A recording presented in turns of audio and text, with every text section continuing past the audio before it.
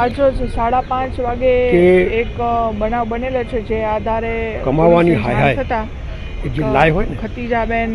એમાં 4 ફેરા કરી દો, 8 ફેરા કરી દો કરીને છે જંબુસરના વતની એની અંદર આશરે સ્પીડ કરતા ઓવર સ્પીડ હોય, દીકરી છે, કંટ્રોલ ના રહે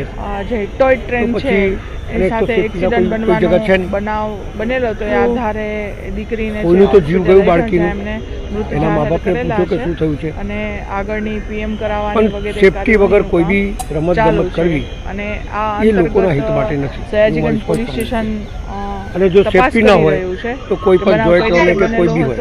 રાઇડિંગ હોય કે ગાડીઓ ચલાવતા હોય એ કશું ચલાવવા દેવું નહીં. પહેલાં નગરજનોની સેફટી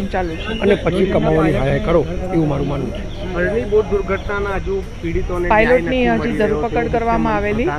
નથી, કારણ કે બનાવ જે રીતે બનેલો છે બનાવની વેરિફિકેશન કરી અને કાયદેસરની તો વાત કરો છો. એના પહેલાં હું તમને બતાડું,